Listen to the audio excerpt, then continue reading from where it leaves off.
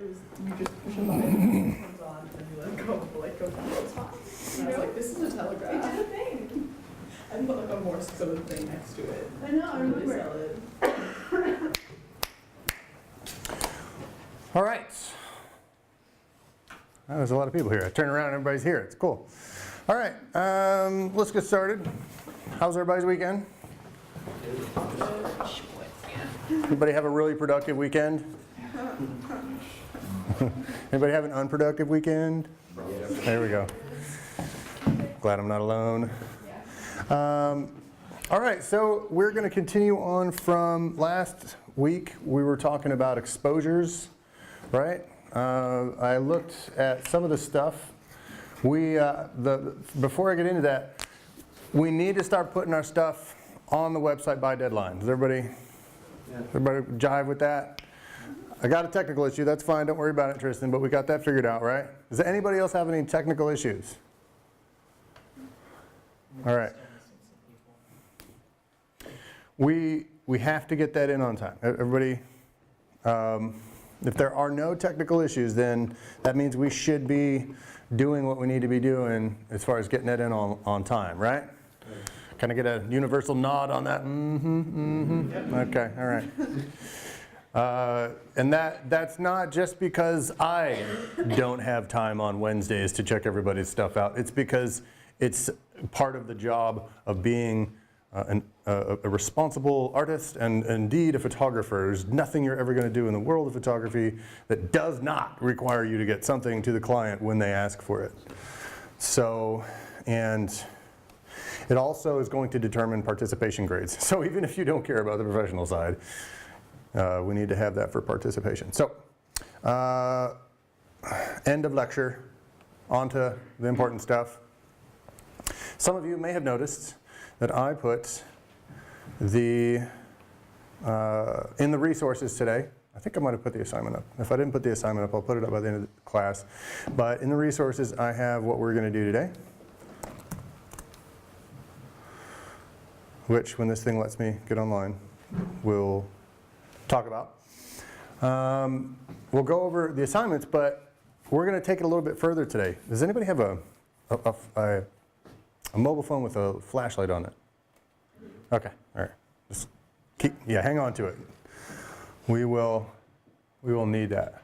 I couldn't find one. Actually, I found one, and I opened up. I was like, oh, batteries, and it's like funky and rusted out because it got corroded, and the battery sat in there for about 2 years.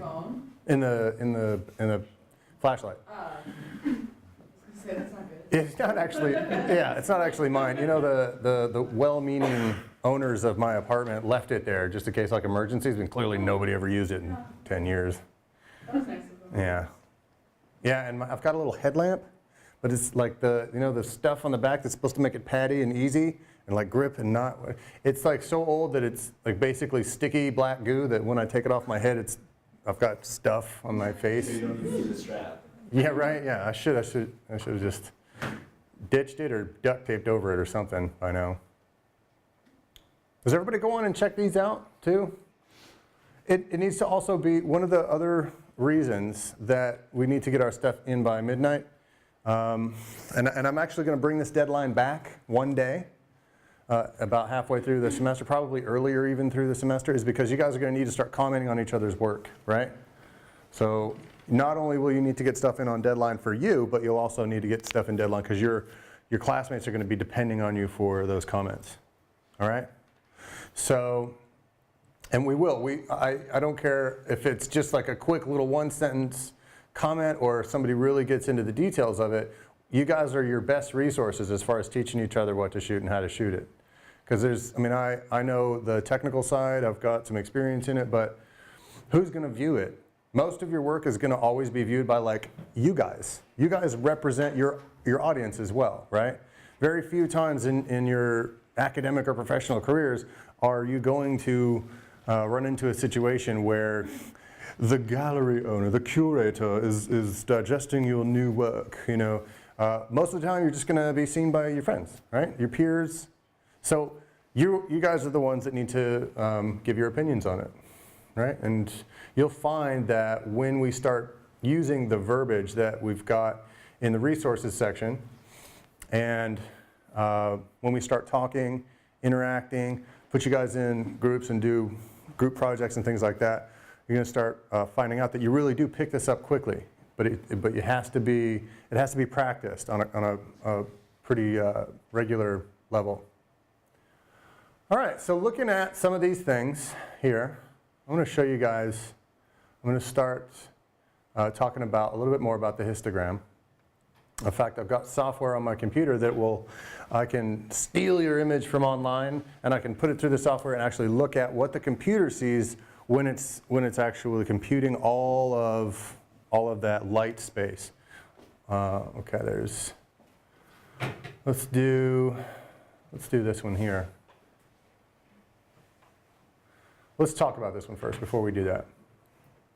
This one is underexposed as per Connor, sorry. Yes. This one would be balanced and this one over. How did you come to that determination?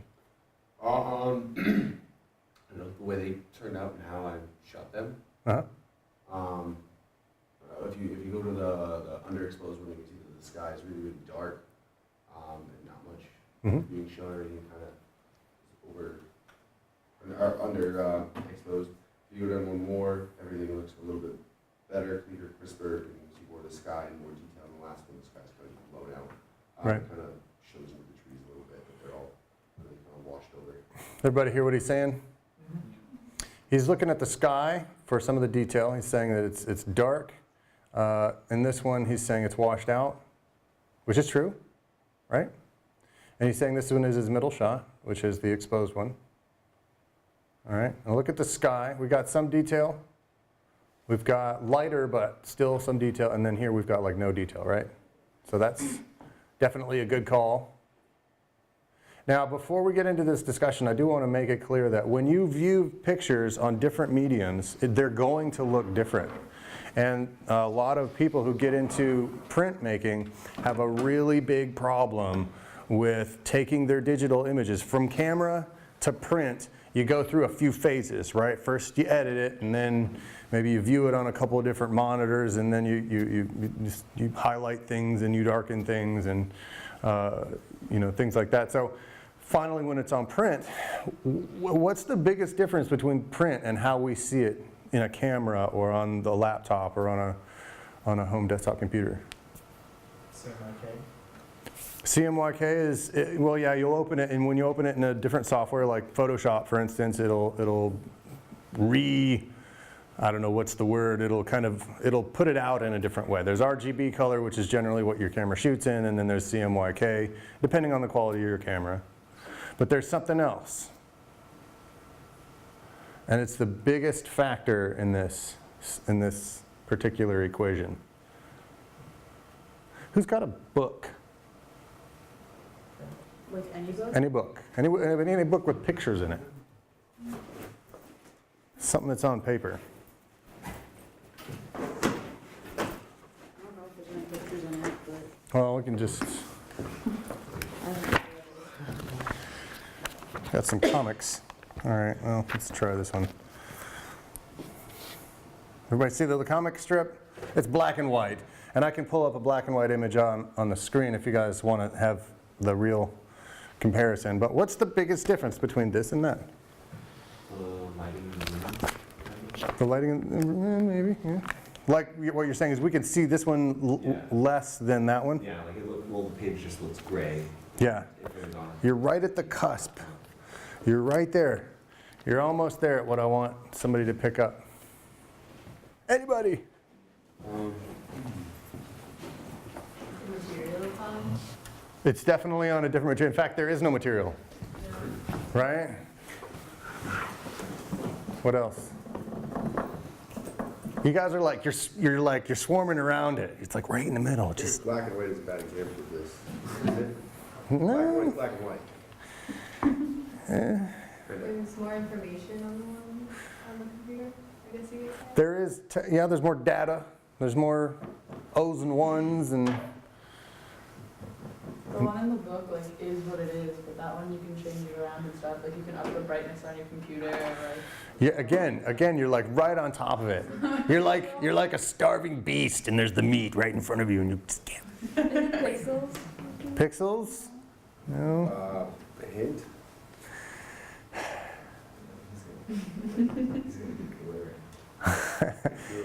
Okay, you're kind of saying it anyway.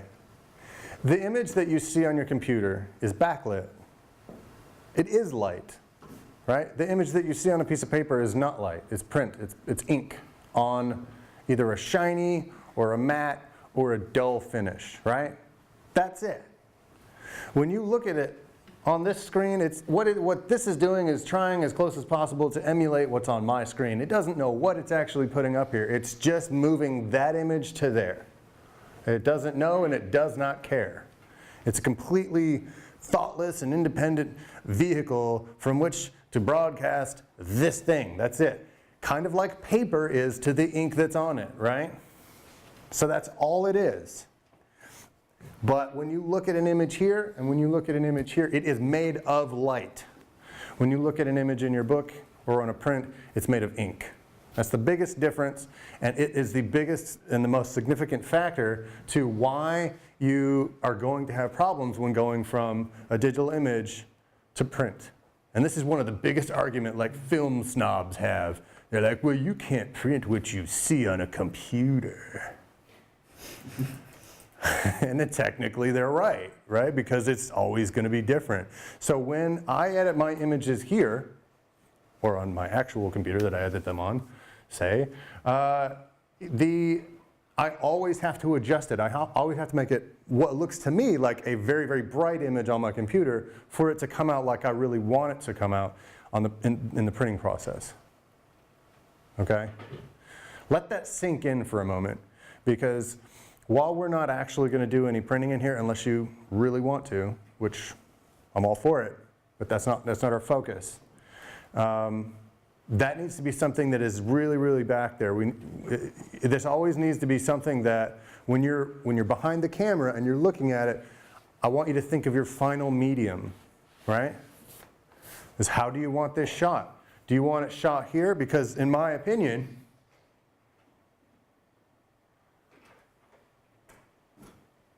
this is the correctly balanced image. The one that he says is underexposed. But just like paper is a different medium than the what do you call this thing? Projector. His phone is a different medium than the projector, right? So on his phone, this might be a whole different, do you got that one on your phone right now? Draw it up, let's see it.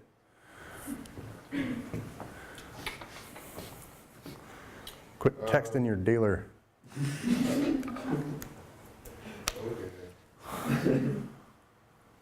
Are any of these on? We turn on monitor 4 and I can keep them up. I guess I can turn them on here, let's see. Which one do you want, 4? 4. All right.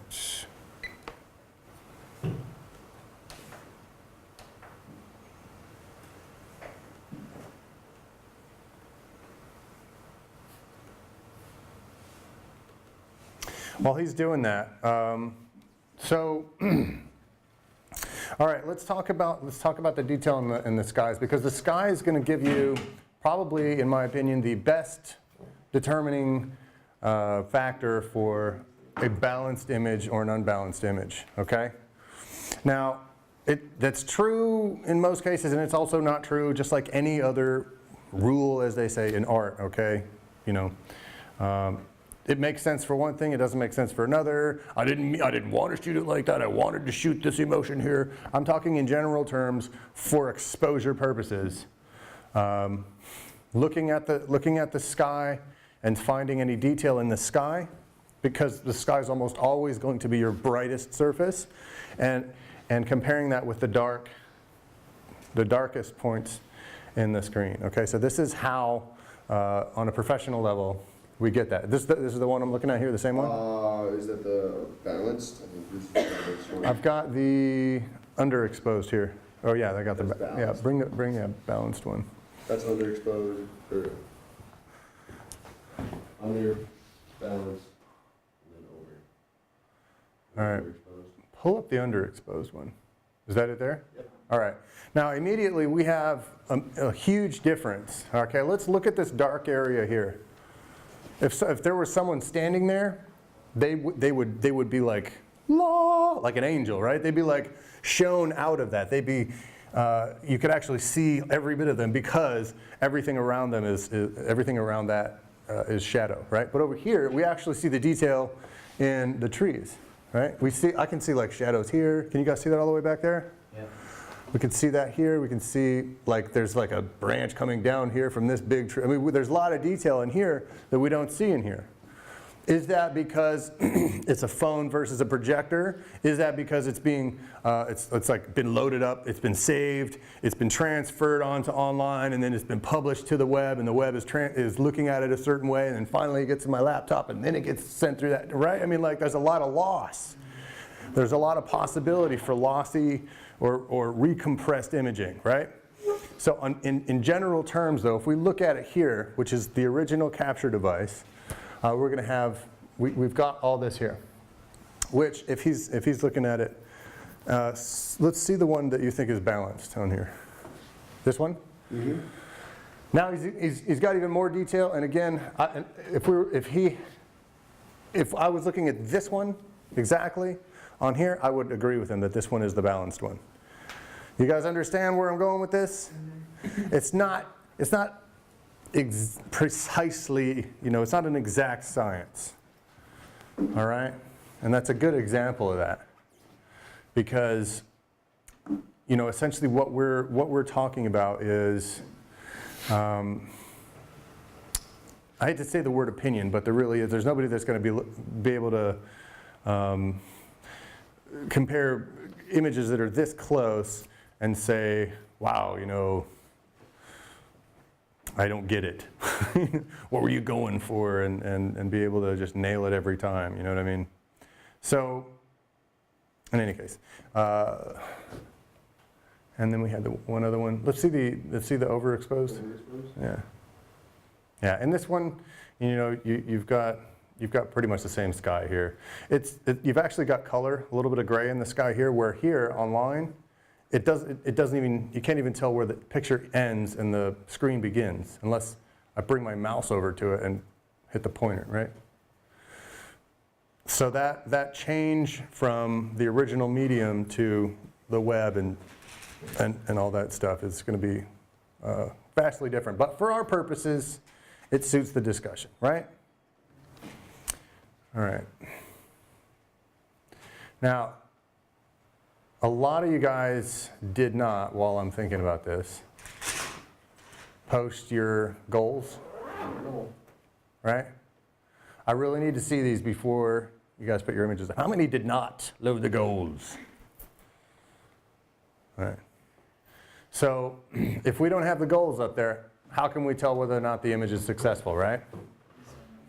Because that's how we're going to judge it. I don't know what your goals are. I don't know what you're shooting for. I don't know what to you makes a good image, right? Because I'm not you. And I wouldn't want to be, because my version of creativity is probably vastly different than yours. And that's essentially, we're not judging people on creativity in here. I want you to get the shot you want. That's what I want. And that's a very, very digestible notion. I think everybody can really groove with that because that then makes, you can grade art that way, right? Because in normal art classes, you're just not going to be able to grade art, can you? I mean, art is a different experience for the viewer as it is for the maker, as it is for various different viewers, right? All right. So get those goals, put that in there. And again, I have, I've put that up on the resources.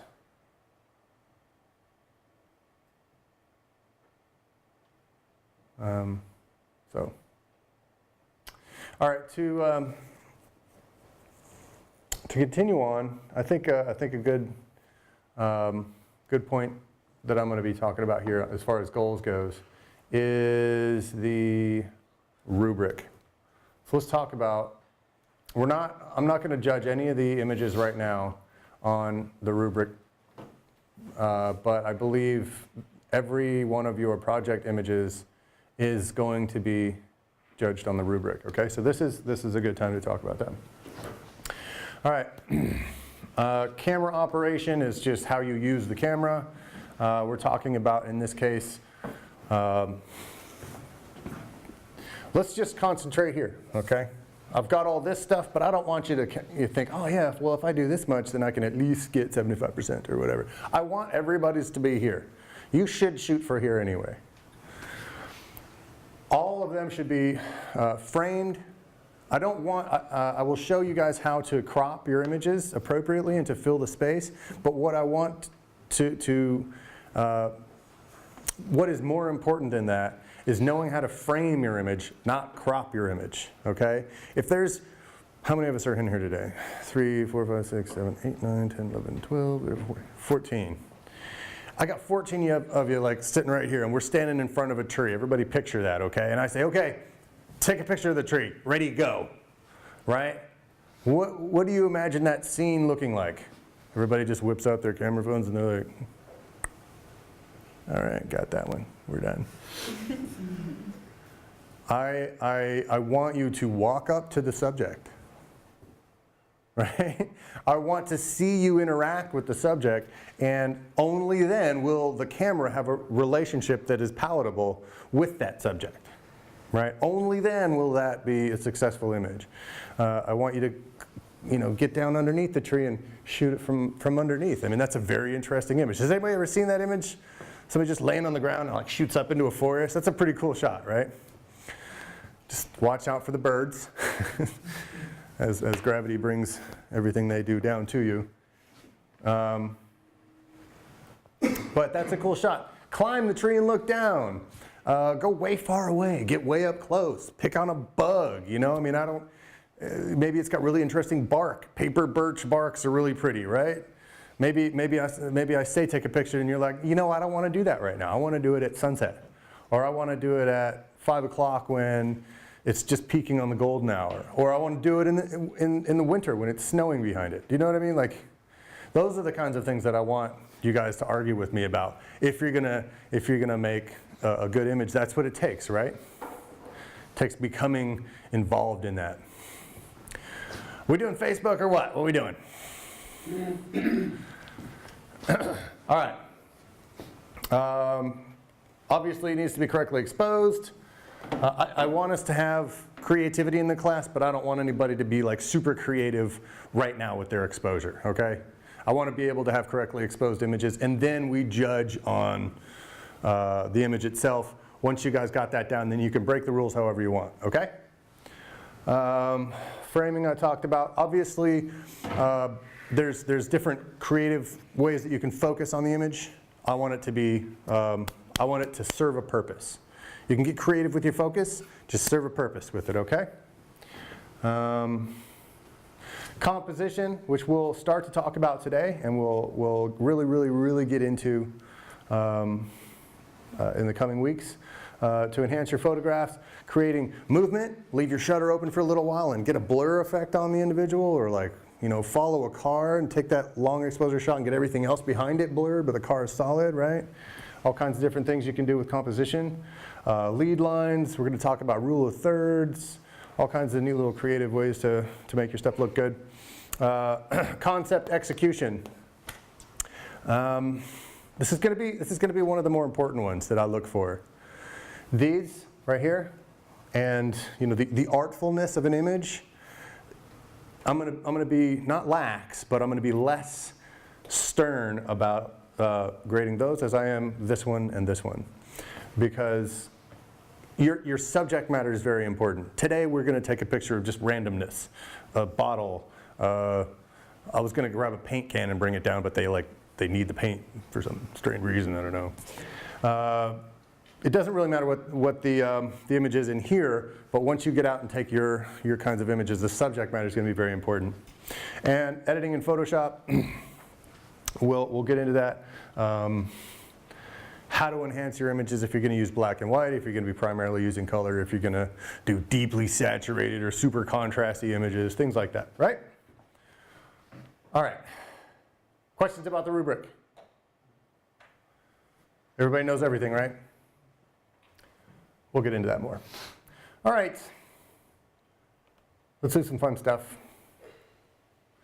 Let's see if I can, I wonder if I can turn that off without raising the screen and all that.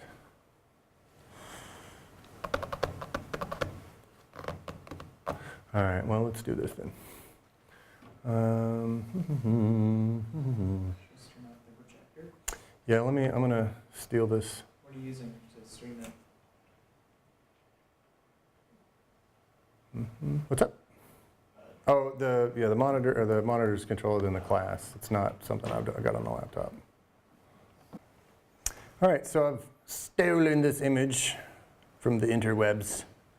And what I'm gonna do, I've got a software called ACDC Pro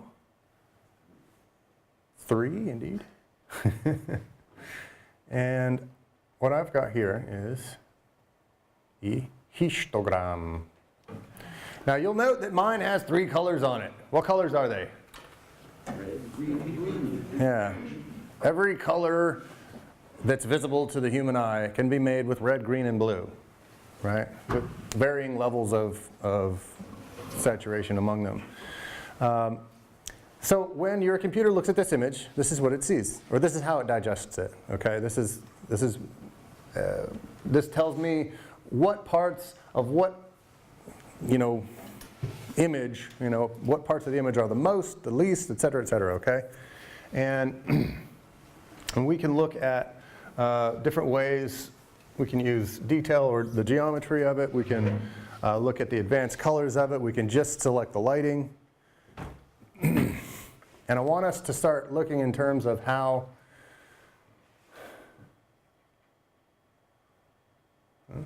see, now I can look at, I can take a picture, or I take a computerized picture of what the shadows look like, which parts of the image are midtones, right?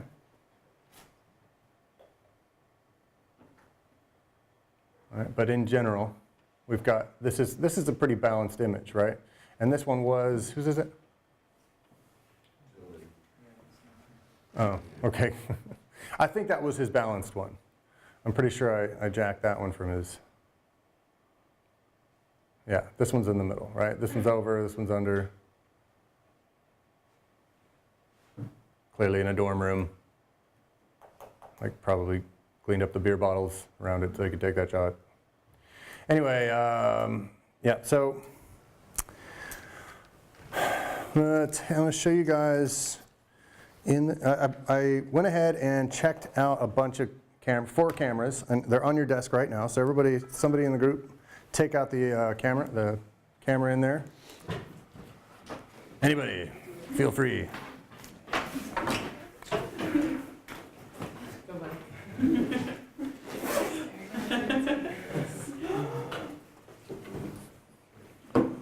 All right, this is a picture that I took on the Malacca River. And it was taken October last year, so it's about a year old. Anybody been to Southeast Asia? Is that where the Malacca River is? Oh, great. It is. It opens up into the Strait of Malacca. Oh, Oh, okay. okay. Yeah, it's in Malaysia. The southwestern corner of Malaysia, just before it gets to Singapore. I really wish it would just stay on.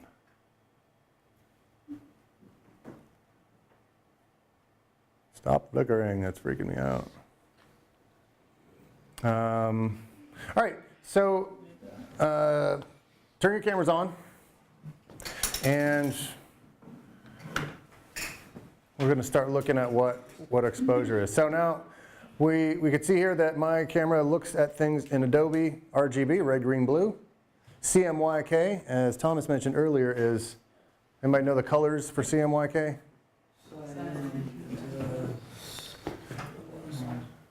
Y is and then K is black, yes.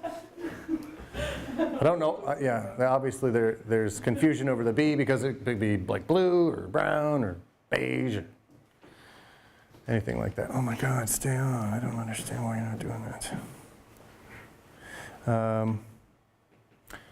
All right. So this one was shot at a 500th of a second at f9. It was completely manual. If it was, you're kidding, really? If it was shot in like an aperture priority or an auto, it would say so right on this line here. It would say 200 ISO and then auto. And so, oh, and you have the little M here off to the left. And this also is telling you that what I did was I spot metered it, right? Metered for the center. I metered it here. I actually pointed at the boat. I got my little dee-dee, and then I moved the frame over this way to get the image of where the boat is going down the river, right? And that's the basic rundown of it. An F9 at ISO 200. It was a nice bright day, as it almost always is in Malaysia. It's hot, as a word that's inappropriate for me to use in this class. How do I lock that? And very hot, super hot, sticky hot. Let's look at the outsides of this image on the histogram. Take a mental image before it goes away. It kind of looks like a mountain, right? It's a progressively, it's not steep, it's a little bit shallow. It kind of goes up, has all the colors it needs to right in the middle, and then no spikes anywhere. Anybody ever notice any spikes?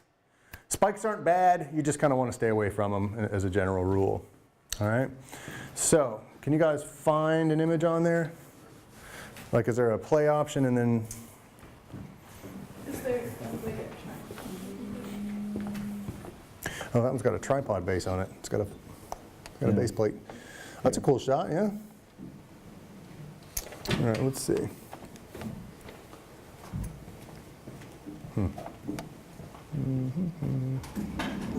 No, you changed it when you pushed that button. Which one? This one? Sideways, yeah. It was just Oh, now like it's barely different. Yeah, 3D. All right, let's see. Where's the? Should there just be like a regular menu button? New upload. Yeah. There we go. Boom.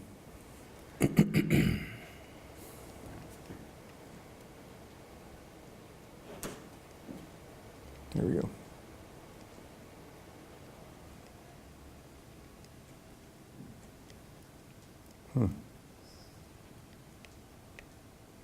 Yeah, just toy with it. See if you can find it. I don't know. I don't like Mac. I don't like the Canons anyway. You find something? Let me just take a picture. There's nothing on here. No. Yeah. Snap, All right. snapshot. Also, I wonder if this will just. What if we take a picture of the thing and use this camera? What if we take a picture of the slide and use this camera to broadcast it? Oh, okay, yeah, sure. Go for it. That was interesting.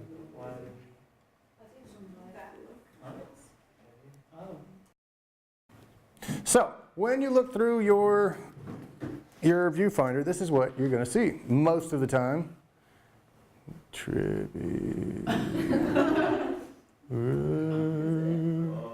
Captain, veer right. Okay, anyway, so let's I do believe that when rendering information onto the sensor in video, it's different than in stills. Okay, so before we get into this discussion, I do want you to take that into consideration. That said, I'm going to change the ISO which way, down or up, to get a correct exposure on the speaker. Well, actually, what should the number do? Should the number itself go up or down? How about that? Should down? Who thinks down? No, I lied. Like where it's at? Yeah, we're going to go up with that, right? And for ISO, it increases the sensitivity. But look at all that grain. Look at all that like sandy, funky business right here. All this Look at that. It's like 1970s video, right? So we're going to increase the ISO. Where is my, I should also have, there's normally a little bar that, in any case. So this right here is the shutter speed. As you see, 125, 160, 200, 250, 320, 400, right? If the number gets lower, right, that increases the shutter time, right? Increases the shutter time. Easy way to remember that, by the way, is it's kind of like when you look at something in a fraction. So if I have 1/4 of something and 1/8 of something, right? The number here is lower than 8, but it's more. So like there's actually 4 of these, 4 quarters in a dollar, and this is half of a quarter, right? You guys get that? The number is higher, but the value is actually lower. And you know, the higher the number, the lower the value, the higher the number. And the same thing works for shutter. The only thing that doesn't work like that is ISO. All right, so if I increase the shutter, or the ISO right over here, the one that's turning yellow and white right here, the image does indeed get brighter. However, if I decrease the shutter, the image gets brighter. If I increase the shutter, the image gets darker. Now, I've got an f2.8 lens on here. When someone says f2.8, they're talking about what? The aperture, the f-stop, exactly. And if I say this lens is a 2.8, I mean that is the quickest that lens will be. Technically, in old school film terms, they would call it fast glass. But that's a cocky term that people who are trying to sell themselves as professional photographers use. I've got a bag full of really fast glass. And,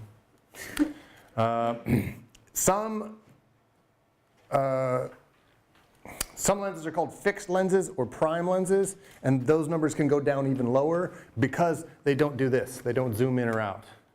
All right, they're fixed at something. They're fixed. If I say I've got a fixed 50-1.8, that means I've got a 1.8 f-stop at its widest aperture, and I've got no ability to zoom out. It's fixed at 50 mils, right? All right. I'm going to turn that screen off. What's going on with that thing? It's going to start doing. All right. Now, so if I increase my aperture, what will happen? If that number increases from 2.8 to f4, for instance, it will get darker, yes. Right? And when I move this up 1 notch from 2.8 to f4, what is that called? 1 stop. If I bring it up from 2.8 to 3.2, I'm sorry, let's go 3.2 or 3.5. What are those called? Third stops. Right? What's 1/3 higher than f4?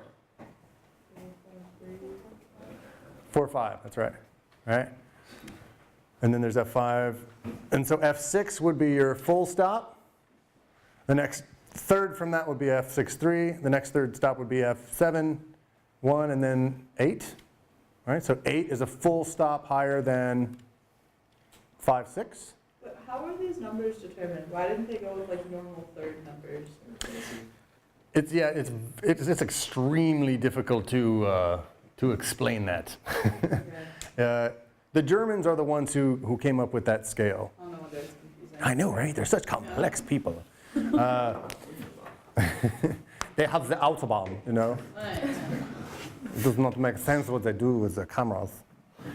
And so, in any case, basically put, the iris of the lens is what opens up when the f-stop moves.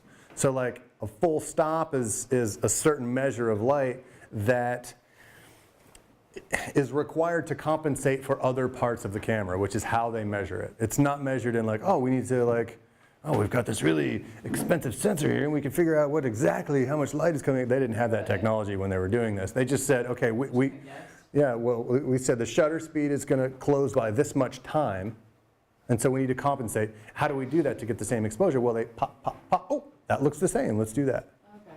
And that's how they measure it. That's like the Cliff's Notes. Right, yeah. It gets much more complicated than that, but That's fine. we'll leave it there. Yeah. So anyway, now that we've got that, let's do something funky. All right, everybody shut your laptops off. I wish I could leave that on at the same time so I could show you something, but I brought this. Hopefully this is not going to make too much light for us, because we're going to get it pitch black in here and we're going to take a picture with no light at all. Dun, dun, dun. All right, I need a victim. A volunteer. Yeah. What is it? Victor or volunteer? It's kind of both. I promise you the minimal amount of abuse. Where's my...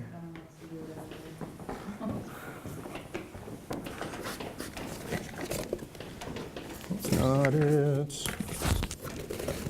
I thought I put it up here. Where did you go?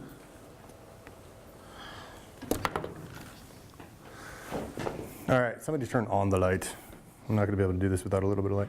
Can you hit the button for me there, Tristan?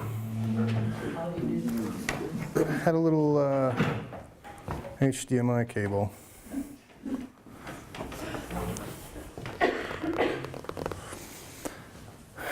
All right. Well, that's that's like a super little one. I need a different one. If I have to get by without it, I will, but I'd rather not.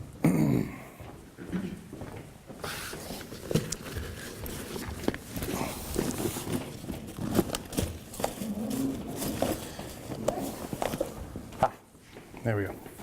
All right. You're up. And you. You'll be dual volunteers. I got you, girl. Go team. All right, head right over there. Both of us? Against the wall. Oh. Mugshot style. Oh my Turn to the left. Nothing for your one. Is that what you just said? No. Oh no, you've got to be kidding me.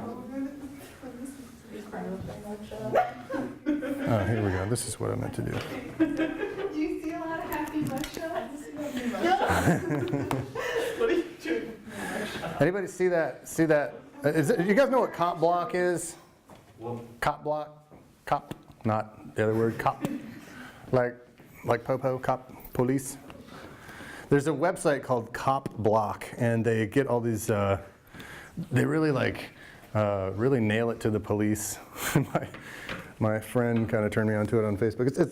It was supposed to originally just be like kind of a joke that like, hey, you cops are like not cool and you're messing up. And then like it got huge, and now everybody that sends in videos are like really horrible, like cop beat downs on like little old ladies and stuff. You think I'm joking, but that's totally what it is.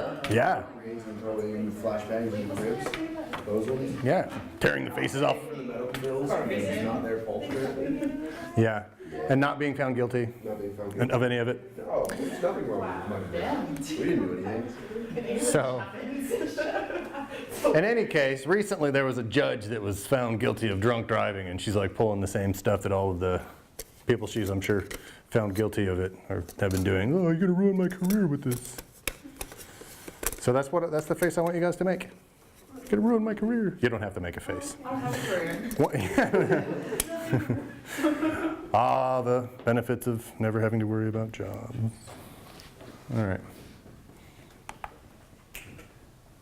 Oh no, you're not going to not work for me, are you? Oh, here we go.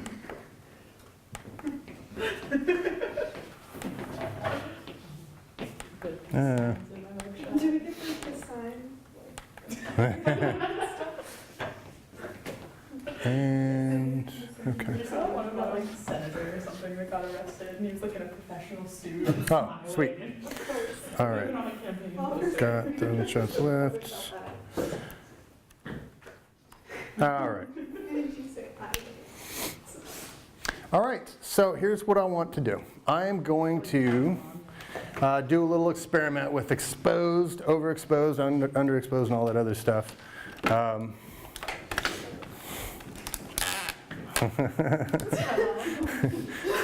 Mom. All right, give me some space.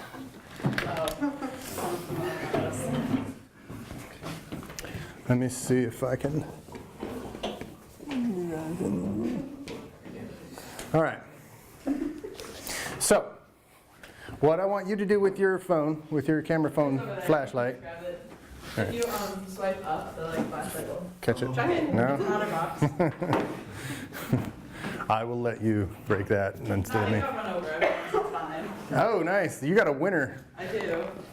All right, what am I doing? All right, so what I want you to do when I say, you're going to be literally painting her with light. Step forward a little bit so she can walk around you, behind you.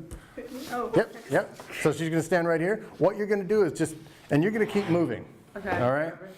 Yep, the whole time. Don't stop moving your body. Just do this with the light. Just up and down and just like paint her with light. Just like just like a brush stroke, okay? Am I moving? Am I just Well, stationary? yeah, wait just a second. I'll set up the camera for it. ISO, I'm going to bring it down to,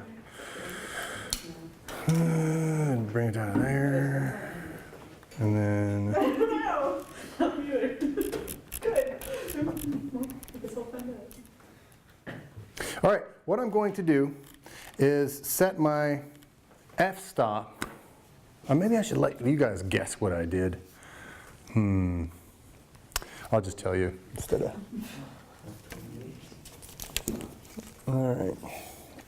Yeah, what I'm going to do is increase my f-stop, meaning I'm going to close my aperture, bring it down super, super tight, let very, very, very little light in, but I'm going to open up my shutter for an extremely long time. All right?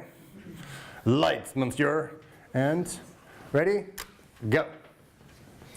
Get a little closer to her with the light.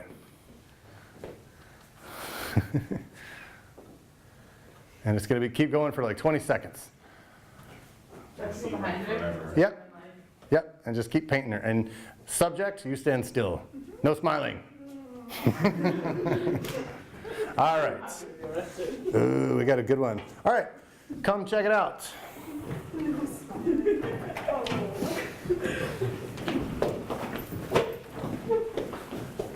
That's fun. You guys see it? That's kind of cool. I'm going to pop it between the histogram and the actual picture so it doesn't like go away. So what's that white line then? The flashlight. The flashlight. Yeah, you can see that flashlight, right? Neat, huh? Yeah. And that's called painting with light. Now, would you guys call this underexposed or overexposed? Under. Underexposed? I would agree with that. Can you turn this way? Yep, sorry. All right. Now, what would I need to do to increase the level of light that comes in? I'm already at an f22. I can't get any higher. I've got my ISO. If you see there, I've got 20-second exposure, f22, and the ISO is 100. What do I need to do to that to make her correctly exposed? Bring up the ISO. Exactly. To what? What do you think? 400. Forward. You want to try 4? Yeah. All right, get the next victim up and flash gun ready. Let's see what that does. Someone else going Yeah, you've had enough torture. Oh, okay. If I could maintain the flashlight though, if that's all right. in? Good. Yeah, how do you turn that on? Press the little button. Okay. Right. Ready? Here. There's a button here, and you push that, and then you swipe up, and you push that. Ah. There you are. Oh, sorry. Which one do you push again? All right. All right, who's next? Who's the painter? Who's the painter? Who's the canvas? Wang, thanks for volunteering with your hand up there. You're up. Catherine, Wang, let's do it. All right, so You got the flashlight? Oh, yeah. I see how you bogarting the fame. All right, so this time, instead of pointing the flashlight this way on our back, right? Can you show me again? Yeah, I'll show you in just a second. But this time, just paint the front of her, right? Just go back and forth this way. And like, just don't stand still for too long because the camera will absorb you as well, all right? Okay. All right, so this button, and then that one. All right, 5, 4, 3, 2, 1.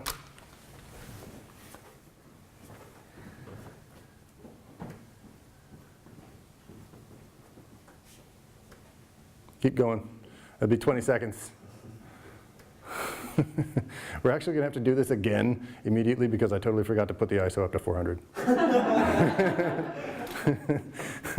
The torture. All right, so, oh, that's really cool. All right, let's go with,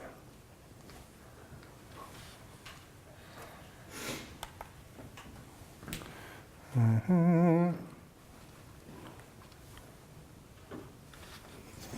right.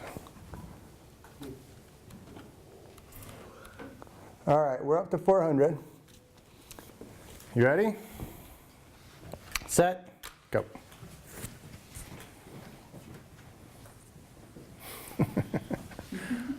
I changed my mind. You can go behind her. Go behind her. That'll be cool.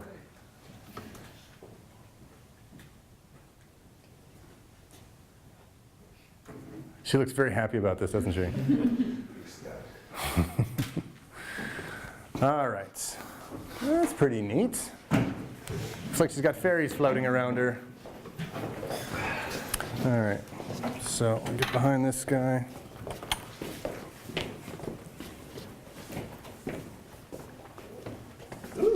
Cool, huh? You can't see Wang at all, really. I mean, you can see like this ghosting impression of her to the right, or left rather. Whoops. All right. And so from that image, we have, that's the 200, right? I'm sorry, that's a 100. And then we have this one, which is a 400. And you can actually see the writing on the wall behind her. You can see the color of the brown chair there beside her, whereas in this picture you can't, right? You can also, if you look at the screen of this, you can actually make out an image, and that is not evident here, where that's actually blown out. So even that little bit of light on the LCD screen on the camera is actually, you can pick that up, right? All right. All right, what are we thinking about that? Is that still underexposed, or is that maybe about right, or what? What do we think? It looks right. It's probably slightly underexposed. Now, how do we find out? History. Bam! There it is. See that? See where all that weight is? All that weight is way over there on the left. All right.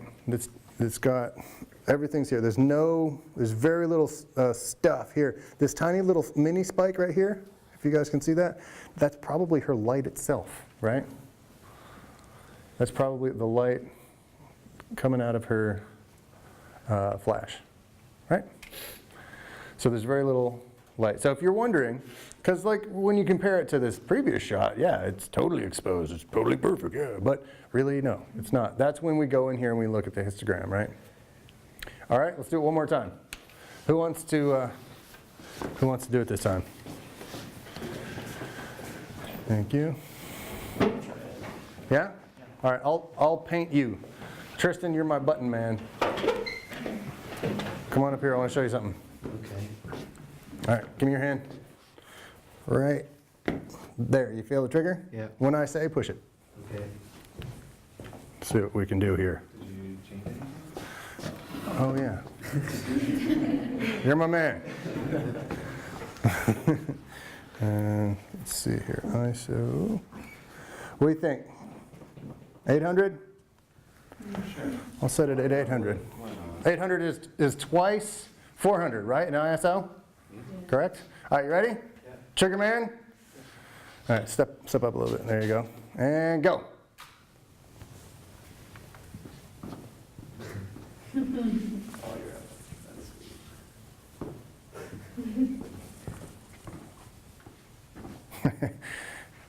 posing, styling and profiling.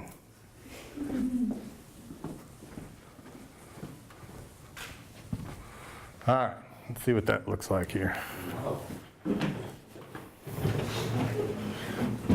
right, there you go. Thank you very much.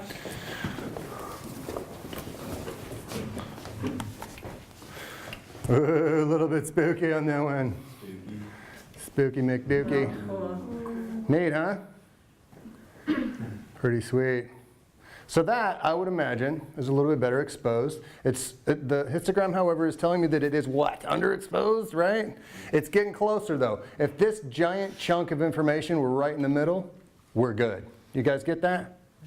If that chunk of info, if we could just move that into the image histogram, which is the mid-ranges, what it would do, it would fill the outside of the histogram with, God, I wish I could set it to not do that, with other information, because you would have other little background pieces, and it would pick up little accents and flints of light and all that other stuff, right?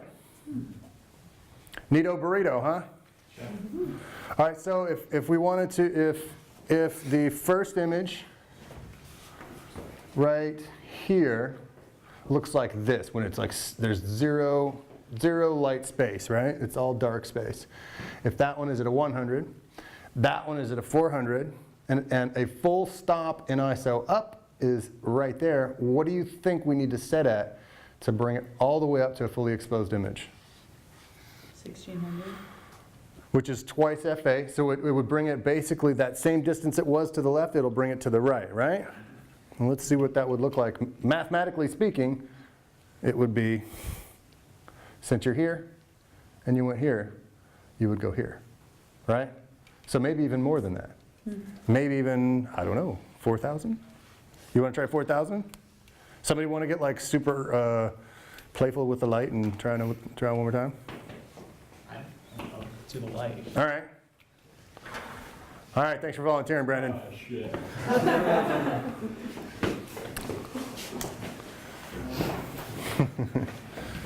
You know how to do it? Slide it up or no, hit the thingy again. There we go. Bam. Or let's do that. And then when you hit that button, it's on. And we're gonna totally kill her battery. Hope you don't have any emergency calls to make tonight. All right, 3, 2, wait, I need to set it again. Like pose and twerk. Twerk it, yeah. Cyrus style. 3, 2, 1. Yeah. You should go up and down like a corkscrew. There you go.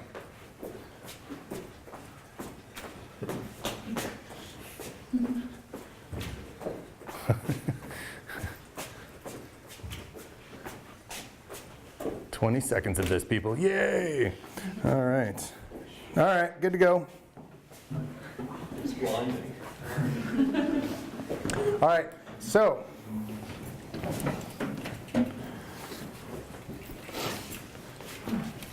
Turn on. Okay. 100, right? Yes. 400, moves it a little over. 800, moves it pretty close, makes it look artistic and funky. And then pretty balanced. If we look at that image, that's quite a bright image, isn't it? But look at it, but look at the actual white space. Is it actually blown out? Because you can see those details in his shirt. You can still see those shadows, right?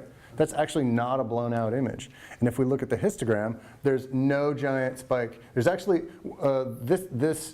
his shirt, I guarantee, is this little spike here, and it does extend beyond the top of the histogram. And that is that is how you find out if you're actually blown out, where there's no more data because there's too much light to burn through into the image, right? That's how you know. So it's measuring this little spot right here on his shoulder. But the rest of that, let me see if I can zoom in on him. Wait, go away.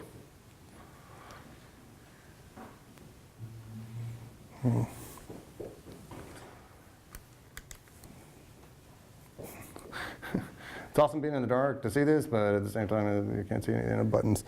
So. Well, like us, handsome. He's available, ladies. All right, so this is really the only blown out part. And if you look at it close enough, it's really not that blown out. Those blues, right, in the flag, you can see clear edges there all the way up. And in fact, this is probably like a wrinkle or something, right? That is very good color definition. That's a very well exposed picture. And you can tell that by shebang, the histogram. All right? Now do we all know what a camera looks for when it's deciding what the histogram, what we're going to look for exposure? Hit the light, somebody, please. That's all we need to do with that. All right, that's how you, after we take an image, that's how we find out if it's exposed correctly. All right, thank you. Actually, we took a picture like that Friday. Yeah? You want to see it? Sure. It was outside, so you can see all the stars and Oh, nice. Yeah. Yeah, what, you lit them up with your, flashlight. Yeah. cool. It's supposed to be the Aurora Borealis. Yeah, it wasn't there. I would kind of like, No. no. Yeah. Waste of fucking gas. Yeah. You couldn't see them? No. Has anybody ever seen the aurora from Maine? No. It's not a usual thing. Yeah? There was like a It wasn't for sun, that super. an electrical storm or something on the sun, and it was supposed to mess up with the hemispheres. Yeah, So- yeah. It's kind of like a 50-50 chance we don't really see the Yeah. Yeah. I was fortunate enough to, I lived in Palmer, Alaska, which isn't the most northern place in Alaska, obviously, but Palmer's about 45 minutes north of Anchorage. And I saw them a few times, but never as like bold and awesome as when I went up to like Fairbanks. I went up to Fairbanks for like New Year's '08. It's insane. It's not like what you would think either. It's not like this like giant thing that just does this and dance. It's like very like, it's like writhing, but it's in like, I don't know, it's like something that's dying, but that's very much alive. It's kind of hard to explain. All right. All right, so we studied the histogram. What I want you guys to do, you don't have to, when you show up for, your next assignment is not to do what we just did, by the way. I don't want anybody thinking that I mean, years ago, one of my professors did that stuff in one of my photography classes, which was cool, but other than applications for like night stuff and shooting wildlife stuff or like shooting the stars or like Riley's thing there, there's very, I mean, it's fun, but there's no like artful application to it. Well, I guess there would be. But anyway. So I just did that to get you guys to understand what the histogram actually looks for. And when you do that, what I really want everybody to do, I really want you guys to check out cameras. They're free. You have access to free cameras. It's only for 24 hours, right? 24 hours, and you got to give them, I was gonna say, yeah, do I have to give them 20 On bucks? Friday, right? yeah, you have to give them a deposit. Yeah, you can go to the library. Oh, can you? Yeah, CML, they'll write you on for 4 days. We're in the library. Nice. The CML, go to the back right corner. They have a bunch of Macs in there. You go to the window and they can bring cameras. Do you have to give them 20 bucks? Yeah. Yeah. $20, but you get it back. Right, yeah. That's completely awesome. You need to really, also, the reason that you're giving them that deposit isn't like, oh, it's only 20 bucks. You really do need to take care of these cameras. It's not just you using them, and it's not just this year that they'll be used, okay? So really do take care of them. But important part isn't, the important part is that you get to, I really wish that I had enough patience to learn the menus on these things. There we go. Air hockey, all right. And yeah, so you really, more importantly, I want you guys to check these out so you can get used to like manually do, the focus is up here on these and the zoom in and out is back here. I think some of them are like, this one's 18 to 55. Perfect lens for doing street photography, right? You know, it's not too tight. 18 is really super wide, so you can get nice and close on stuff and get some definition, right? You guys know what I'm saying when I say 18? Yeah. I should probably explain that to some of you. 18 millimeters is, this is a good idea. This is a good time to mention this as well. Give me light. All right. All right. everybody see that little notch right there? It's on every single camera. Every single camera that you'll ever see that's digital, that is worth its salt. It's like a circle with a line drawn through it. See that? Normally you look at it and be like, why did they? Was somebody like engrave it or whatever? It's like the artist formerly known as that symbol, right? I mean, it's just a funky little notch there. That is actually where the sensor is located. If you're looking straight down at that camera, you see it? Have you seen it? All right. If you, it's right away. Yep. If you put this camera on a desk and you're looking straight down at it, that is the front of the sensor. 18 millimeters, therefore, is how much distance there is from that sensor to the lens element. Why is that important? I don't know. Isn't the amount of light? It is the amount of area that is able to be focused. Yeah. So if it is an 18 millimeter, this is another thing about photography that is going to go into that up and down rule. The lower the number, like an 18 millimeter, as opposed to like a 20, 24, et cetera, 18 millimeter is going to have more space visible on the sensor and therefore on the frame that you're looking at, the ending picture, the ending image, than a 55. A 55 is going to be closer in. The higher the number, the less of the scene you get. All right? It's still going to be the full picture. It's just going to be a closer version of it, right? Does that make sense to everybody? I'm not doing this right, am I? All right. Let's just keep it simple. The lower the number, the wider the shot. If you have a 200 millimeter shot, let's just do this. I'll bring it all the way down to 18 millimeters, and the lens cap is on. And I'll take a shot, right? And it's not on. Okay. All right. All right, for some reason somebody has set that up. Wonderful little picture of the peoples. Oh great, now they turned on the histogram. Oh, this is cool, it gives you like a real-time histogram. Love it. All right, and let's do that. I'm sure that turns it off. Take that, and then, well, I could probably just do it with this one anyway. And then we'll do a 55. Turn it on again. Okay, there we go. It's not autofocus, of course it's not. It's also super underexposed, but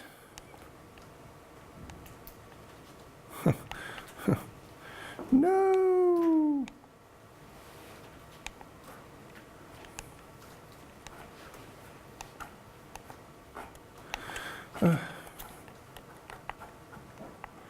Here we go. Okay. 55, 18. 55, 18. Higher number, less of the scene. Lower number, more of the scene. Got it? 55, 18. The lower number, the wider it is.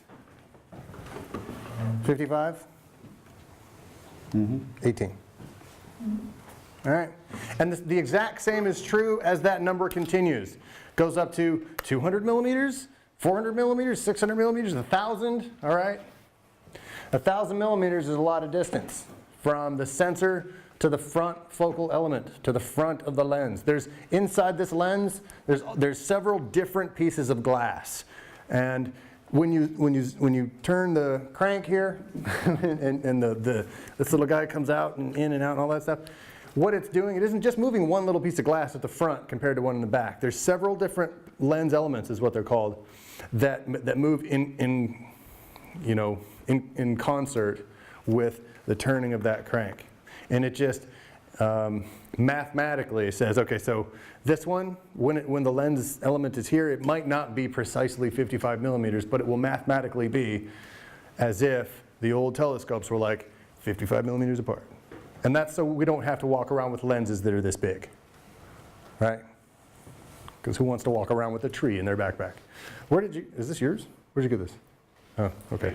This is the actual one from the, yeah, don't mix these in. Don't hand your camera back to the gear locker in the morning. All right. So, I have put on the resources page links to, you can't see it, can you? It's just for me. I've put some links right here on the resources page, right underneath. Week 3, here we are, boom. Helpful links for correct exposure. I want everybody to go to these websites and read through the little tutorials. A lot of them are Toots Plus. Toots Plus is a website for tutorials. They're actually pretty good for free. I mean, you know, given that they're free, they are actually pretty in-depth. A lot of them are topical, but that's where you guys are probably at right now, so that's fine. And then CNET. CNET's what most people go to for like downloads and stuff. They've got some good stuff for whatever. And there's like 5 easy tips for getting a good exposure. Talks about aperture, shutter speed, film speed, right? The ISO. All right. We did our exposure stuff. I want you guys to, you know, I know I mentioned that you guys needed to do the deadlines and stuff.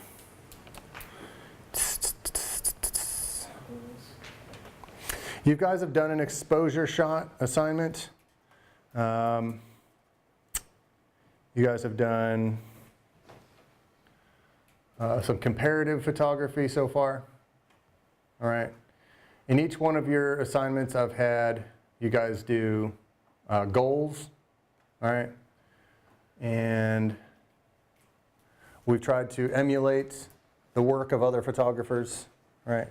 So this week, we're going to start honing in on what we have to offer the world from our visual perspective. All right. What I want you to think about for the next assignment is subject matter. Okay. Subject is going to be the focus. It's going to be the focus pretty much from here on out. Okay. We can do all of the studies in aesthetic and the studies in composition and the studies in lighting and exposure and all that stuff, and still also have awesome subject matter. All right? We can do both of those at once. We can say, all right, that's an awesome subject. Let's make it more awesome by taking interesting pictures of it. Right? I want you to pick a subject that is important to you. The cute fuzzy cat, for instance. Actually, I would rather you not do animals. Animals are very, very hard to photograph. I don't want to like put that challenge on you, right? It's pretty.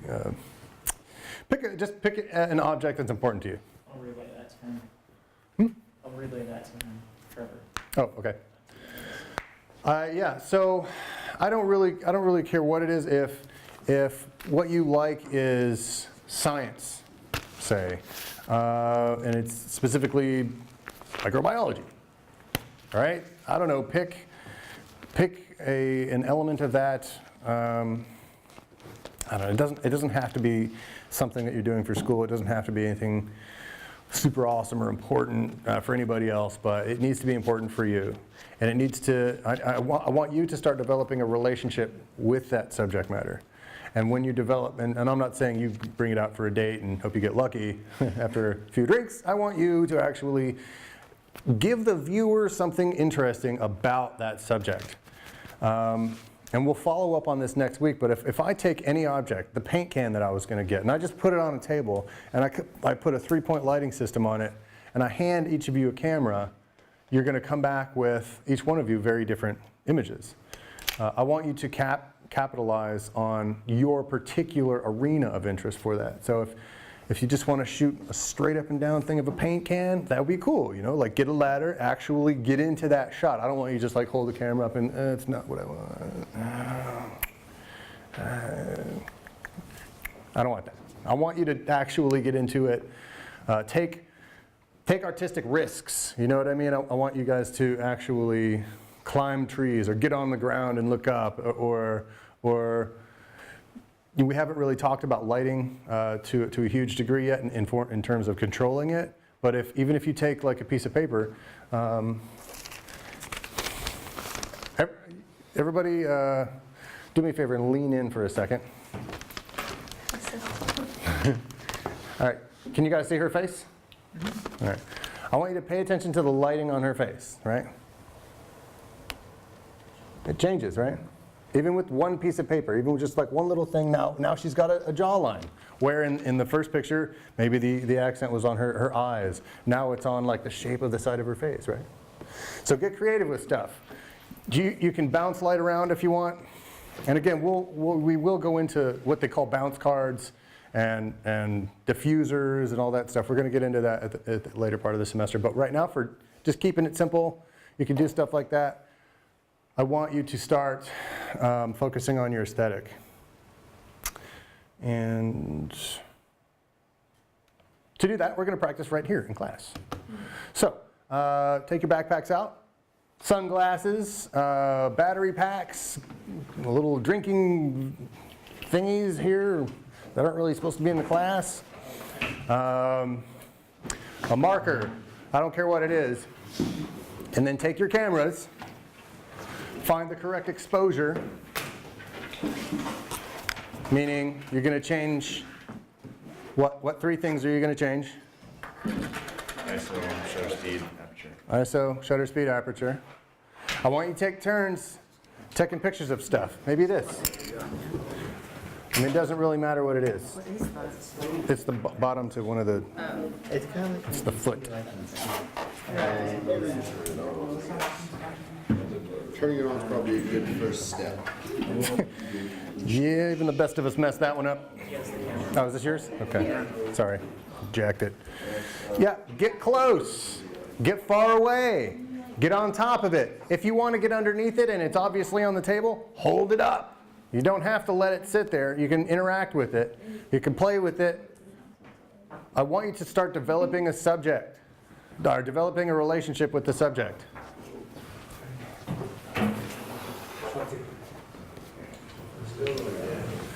Zoom in, zoom out. I don't want you to become reliant on zooming in and out, but I do want you to check out the different angles that it gives you. And that's going to open up a whole new world of options. Give you guys about 10 minutes to come up with some good stuff.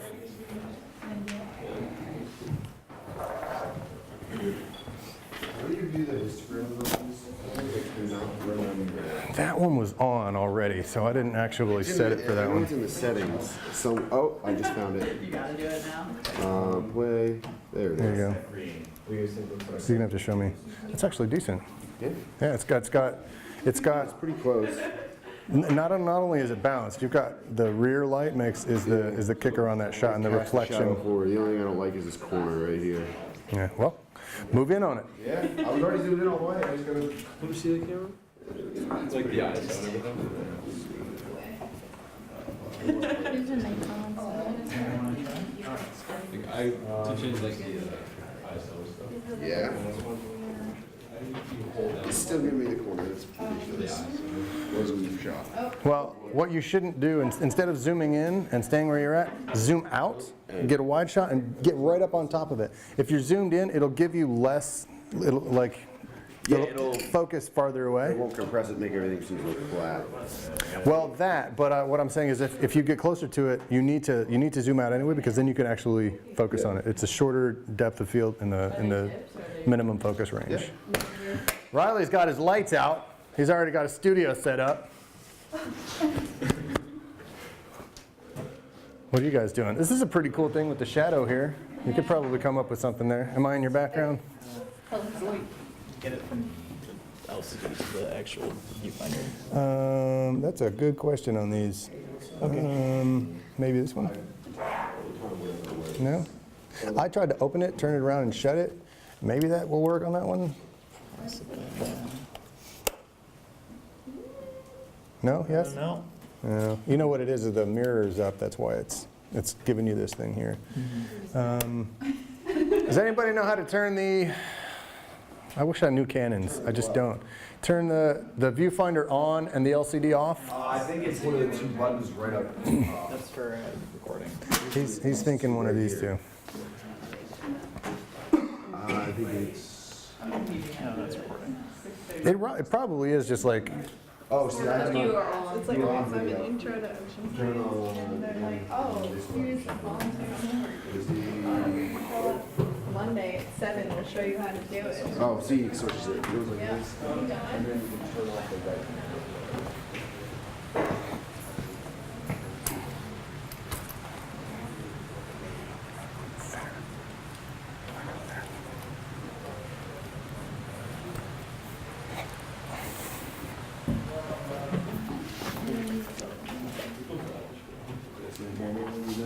Right, we're not automatic.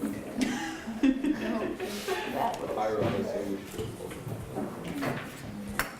Or it has to be a done once.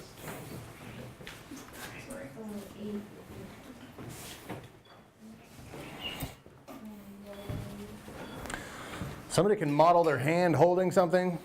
If you climb in on somebody's hand, hands are really interesting for shots, especially if you're if you're into like street photography, and there's an artist carving something or beating on the drums, and you can like, if you can like plan out his drum beat where his hand hits the drum, the hand holding the stick, of course, that hits the drum, whatever. Hands make stuff interesting. Yeah, that shadow thing's tricky, isn't it?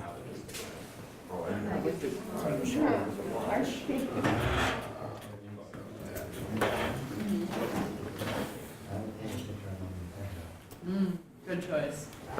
Good choice.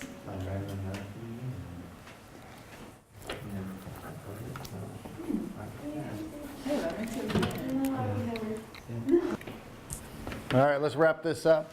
Got a few people out, that's okay. So, we just discussed shooting out at the cemetery. Oh, sorry. Whack, right in the face.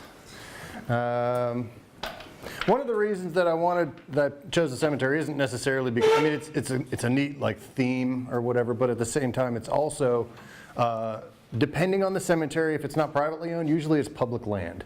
And what we're also going to be talking about is permitting, being able to shoot, where you can shoot, where you can't shoot, right? I mean, that all has to be a consideration once you get into, I mean, that's a legal issue. That's things like infringement upon privacy. There's all kinds of stuff that we'll talk about that. But in any case, public land spaces are the best source material for you. All right, where was I? So we've got a few shots. If you guys have a moment before class, if you don't mind, do you guys have a way of taking the shots that you have taken in class just now with these cameras and like putting them on a medium of some kind? Making 60 cards. Are they? Yeah, they're all SD cards. Right. Do you guys have SD slots in your Macs and stuff? Because I have to. I got to take these cameras back from you, so I can't leave them with you guys tonight. What is that?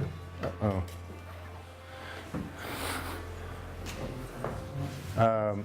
So if you have a laptop you can put all that stuff on, your shots on, why not keep those, right? It's something else that you'll have. So let's talk about the assignment real quick and I'll let everybody go. Let's just do that.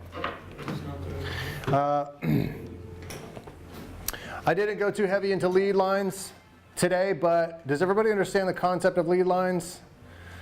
Rivers, looking down roadways, curvy lines of any kind, and then a subject at the end of that, right? We had a pair of sunglasses here, and he had them laid out to where like some of the lead lines brought him up to right here. Some of the stuff that you guys are doing, he was framing inside the frame, underneath the chair. He would shoot the chair itself, framed that subject, right? Those frames, that frame inside the picture itself is in essence, you know, in one way or another, lead lines because they force your eyes in a certain direction. That's the point, the principle of lead lines, okay? I want your subject matter for your next assignment to be about lead lines.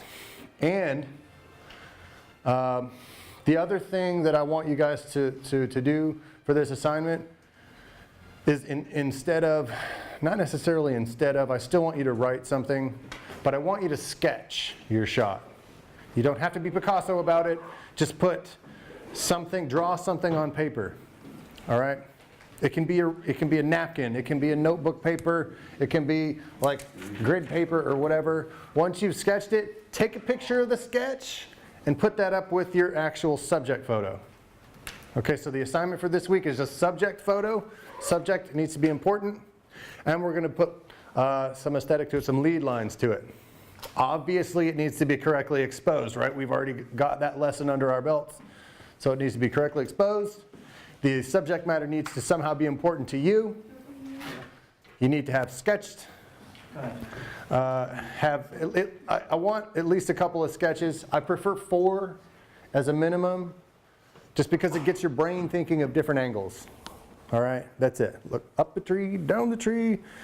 You can even sketch like helicopter that you'll clearly never be able to get from here unless you've got like one of those, the drones, right? Those are pretty cool. I would love to mess with one of those in here, but I seriously don't see that happening.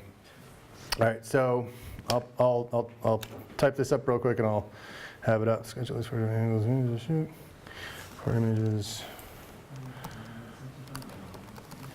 So is it just an inanimate object? It can be anything. Or is it like a person? You know what? For our purposes, I'd rather it not be anything with a pulse. Okay. Plants, dead people, yeah. You know, I wonder what I can get away with these days, this day and age. Like, yes, you could totally dig up a corpse, and no, it's probably not. Artistic place. Yes. Full freedom with everything. Also, are we commenting on this work this week, or when did you want that to start? At the end of, I can't remember what week it is, but I'll talk about it. Okay. As soon as I finish writing this, I'll do that. An important one. Is this due Wednesday? This will be due Wednesday, yes. Tuesday midnight? Tuesday midnight, yes, thank you. Not Wednesday. Subject matter, write out your goals. Take and post your images. They need to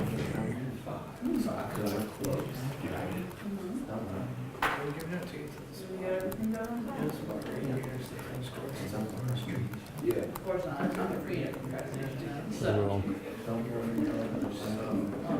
That's like my job. All I do.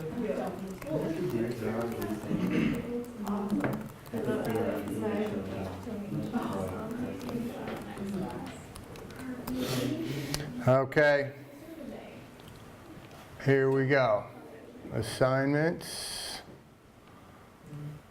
I'm gonna edit that dude.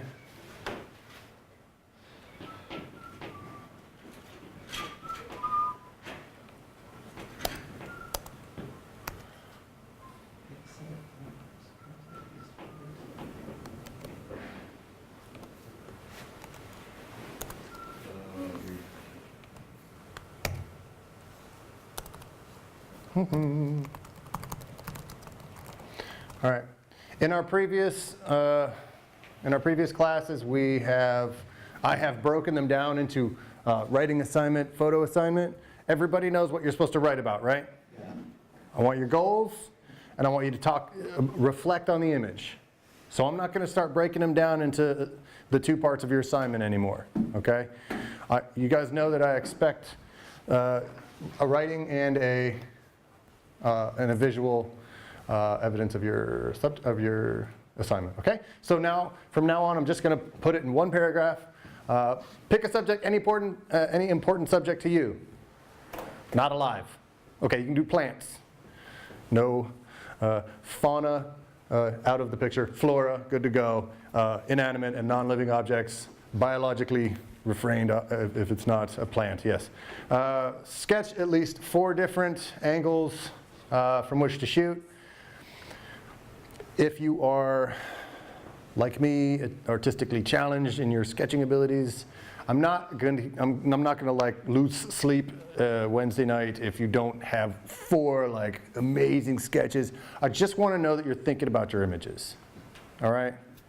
I want you to start thinking before you take the image, not like, oh, I take a picture and then I'm going to sketch exactly what that is. It's awesome. Look what I did it. I don't want that, right? I want the sketch first, and then it's not going to be what it's never going to be what you sketch, but it's going to get close. And, ooh, that's awesome. Great colors. Great, you've got a lot of square work in there. You're my symmetrical one, aren't you? You two, right here. You guys are my symmetrical workers. Yeah, it's gonna be fun to see you guys go through the semester. Your sketches will also reflect your goals, won't they? Because what you see in your head is what you're gonna write down. I want to do this and this, but what does that look like? Oh yeah, here's a picture. That's what it is. Your sketches will reflect your goals. I want you to take your pictures, post your pictures, and I also want you to take a picture of your sketches and put them on with your images, okay? Everybody got that? Obviously they need to be properly exposed, and I want you to start thinking about lead lines more and more this week. I'm using lead lines as a basis for everything else. So I want to get lead lines out of the way. They should be an automatic part of what you're shooting. And then once we have lead lines down, then we can talk about breaking up your image for the rules of 3, the lighting aspects and other things, okay? So we're going to build on that, and we'll go over them on Wednesday first thing. All right, thank you, everyone. Have a wonderful couple of days. Peace out, Girl Scouts.